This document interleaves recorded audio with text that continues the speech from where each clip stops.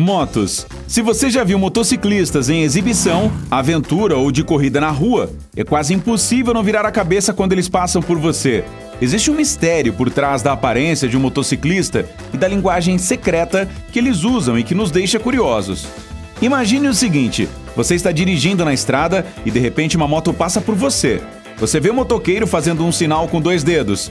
Você não pode deixar de pensar que ele está brincando de policial da rodovia, mas esse sinal tem um significado mais profundo. Antes de continuar, você gostaria de andar de moto uma vez na vida? Me conte nos comentários abaixo. Quando os motociclistas se encontram enquanto conduzem, geralmente se cumprimentam com o gesto da paz de 2 dedos usando a mão esquerda. Isso significa várias coisas. Para começar, é a maneira de cumprimentar o outro piloto. Eles reconhecem a presença um do outro e comunicam o seu amor por pilotar. O sinal da paz, com os 2 dedos apontados para o chão, significa mantenha a borracha para baixo. É a versão literal de manter os pneus em contato com a estrada, ou, em outras palavras, dirija em segurança. No entanto, esse gesto é usado de maneira diferente em outros países. Vamos pegar o Reino Unido, por exemplo. Eles dirigem no lado esquerdo da estrada. Quando um motociclista se aproxima vindo da direção oposta, ele fica do lado direito. Portanto, eles não podem se cumprimentar com os 2 dedos, porque precisariam levantar as mãos do acelerador, localizado no lado direito do guidão. Além de inconveniente, isso também é perigoso. Portanto, nesse caso, a melhor maneira de reconhecer o colega que passa na estrada é acenando com a cabeça. Bem, eles poderiam usar a mão esquerda para fazer o gesto, mas o outro motociclista provavelmente não veria. Curiosamente, os pilotos do Reino Unido usam a mão esquerda para fazer o sinal com 2 dedos ou com a palma da mão inclinada para carros e motocicletas que estejam ultrapassando. É a maneira deles de agradecer às pessoas que estão na estrada que lhes dão espaço. Mas você já viu um piloto estendendo a perna enquanto conduzia sua moto? Bem, esse gesto se traduz em várias coisas. Deixe-me explicar. Existem lugares ao redor do mundo em que costurar entre os carros é permitido na lei. Às vezes, quando um motociclista passa por um trânsito lento, coloca a perna esquerda para fora para agradecer aos motoristas que lhes dão espaço. Agora, aqui está o porquê de eles fazerem isso. Em baixas velocidades, os motociclistas costumam rodar na primeira ou segunda marcha. Durante esse período, eles precisam usar o acelerador, localizado no guidão direito, a alavanca da embreagem, que está no guidão esquerdo, e o freio traseiro, que está posicionado perto do apoio para o pé direito. Então, essencialmente, a única parte do corpo que está livre é o pé esquerdo. Outras vezes, quando os motociclistas andam por horas, as pernas ficam cansadas e podem ter cãibras. Assim, os motociclistas colocam uma ou ambas as pernas para fora enquanto conduzem, para descansar. O mesmo se aplica à parte superior do corpo. Eles movem as mãos para esticá-las. Se não fizerem, eventuais cãibras podem tirar sua concentração. Às vezes, você pode até vê-los indo para a lateral da estrada para alongar e caminhar um pouco antes de voltar para a moto. Em um cenário diferente, se um motociclista se deparar com um risco na estrada, ele poderá estender a perna para fora para avisar os outros, mas essa é uma ocasião mais rara. Porém, para os pilotos de corrida, colocar o pé para fora da moto significa outra coisa. De fato, nas corridas, esse gesto é chamado de onda de perna. Nesse momento, os pilotos levam o joelho para fora. Valentino Rossi foi o primeiro piloto a ser creditado por usar essa técnica em 2005, mas ele não foi o primeiro. Durante os anos 90, Rainey Rainey, Kevin Schwantz e muitos outros fizeram movimentos semelhantes. Estender a perna na direção da parte interna de uma curva ajuda a moto a ficar na posição vertical enquanto o motociclista faz a curva. Isso permite que a frenagem seja usada mais profundamente no canto. Outra teoria sobre o motivo disso é que a perna estendida baixa o centro de gravidade combinado da motocicleta e do motociclista. Isso mantém a extremidade traseira no chão ao frear. Nessa situação, a perna interna atua como uma vela que ajuda a desacelerar a moto enquanto se está fazendo a curva. A onda de perna é algo que todo motociclista na rua provavelmente já tentou e continuará fazendo enquanto faz curvas, mas não tanto quanto os pilotos. Ao conduzir, ter a marcha correta é vital para a segurança. É verdade que a maioria das pessoas pensa que um capacete é mais do que suficiente, mas a melhor maneira de se manter protegido é com o equipamento completo. Bem, é assim que isso funciona. Todos sabemos que o capacete protege sua cabeça. Ele é feito de plástico rígido na parte externa e possui uma espuma mais macia por dentro. Em caso de queda, o capacete do motociclista absorve toda a força e mantém a cabeça protegida. Existem calças e jaquetas específicas para motocicletas, que desempenham praticamente essa mesma função. Atualmente, existem milhares de estilos por aí, e cada um deles é projetado para atender a diferentes condições climáticas. Vamos falar dos tecidos, por exemplo.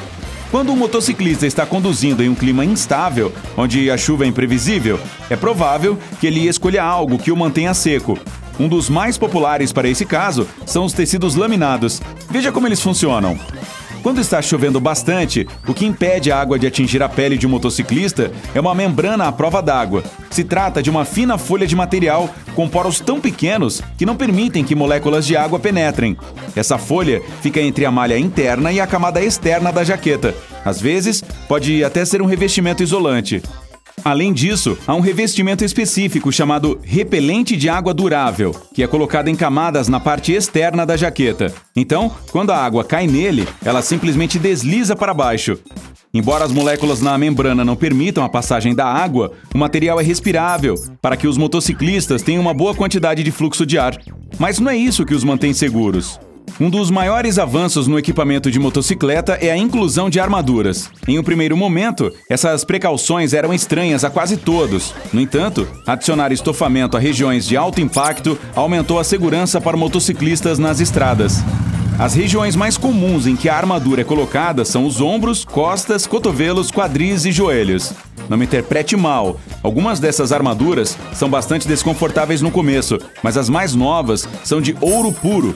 Elas são feitas de moléculas inteligentes que flexionam enquanto o corpo do motoqueiro se move na moto. Em caso de impacto, essas moléculas se unem para absorver a energia e protegê-lo da queda. Quando as moléculas desse material estão em situações normais, ao tocá-lo ele é flexível e moldável, mas durante o impacto fica duro como uma rocha. Depois de um tempo, ele volta à sua posição flexível e pode ser usado várias vezes em diferentes roupas de motocicleta. Enquanto ainda estamos no assunto, não vamos esquecer as calças e jaquetas de couro que se tornaram um ícone. No mundo do motociclismo, o couro é o material mais durável. Quando um motociclista que veste tecido ou outro equipamento cai, há uma grande chance de precisar trocar a jaqueta se rasgar. Mas o couro aguenta muitas quedas. Bom, acho que são boas notícias para pilotos desajeitados, né? Os povos nativos dos Estados Unidos foram os que descobriram as propriedades de proteção do couro e o usavam como proteção. Muitos estudos foram realizados sobre a durabilidade dos tecidos em caso de colisão. Eles simularam um acidente de moto a 100 km por hora. Eles tentaram medir quanto tempo os materiais podem ser arrastados pelo chão até rasgarem. O couro superou todos eles. É verdade que alguns materiais sintéticos chegaram perto, mas não venceram. A desvantagem é que o couro não é à prova d'água. Quanto às luvas, elas podem parecer acessórios supérfluos para algumas pessoas, mas são igualmente importantes. Para começar, elas mantêm as mãos do piloto protegidas. Elas também ajudam os motociclistas a controlar melhor a moto. Mesmo em clima quente, quando as mãos estão expostas, elas podem esfriar e perder a sensibilidade. Por isso, fica mais difícil conduzir a moto. Por outro lado, se as mãos do condutor ficarem suadas, manusear a motocicleta com a palma pegajosa é perigoso. Portanto, dependendo da temperatura e do material, as luvas mantêm as mãos do motociclista quentes e firmes. Você também pode notar que alguns motociclistas usam anéis e acessórios de caveira. É como se eles saíssem de um set de filmagem. Mas esses símbolos têm uma história muito sentimental por trás do mundo das motocicletas nos Estados Unidos. Em 1945, o exército norte-americano estava se livrando de milhares de motocicletas Harley-Davidson. Ao mesmo tempo, mais de 500 mil de veteranos militares foram demitidos e voltaram para casa. Eles frequentemente se sentiam isolados da sociedade e isso os tornou rebeldes. Os rebeldes demitidos se juntaram às motocicletas indesejadas e formaram o tradicional movimento norte-americano de motociclistas. Isso lhes deu um novo propósito de vida. Durante as décadas de 50 e 70, muitos filmes foram feitos mostrando caveiras entre os motociclistas. Outros acessórios nos filmes incluíam as famosas jaquetas de couro e bandanas. Mesmo sendo retratados como caras maus, os motociclistas tomaram essas referências como inspiração e as aplicaram aos seus próprios grupos de motoqueiros. Caveiras simbolizam coisas diferentes entre diferentes culturas. Para a maioria, os ossos estão relacionados à mortalidade. Para os motoqueiros, é o contrário. Simbolizam o círculo da vida. Nossa, será que Mufasa era um motoqueiro? Acho que não. Isso mostra que o piloto que aceitou a caveira aprecia um novo começo de vida. Após os anos 70, os anéis de caveira mostravam a lealdade de um motociclista aos seus companheiros, o que passou a retratar a dedicação à cultura motociclista. Resumindo, mantenha a borracha para baixo e que todas as suas caveiras sorriam, ou algo assim.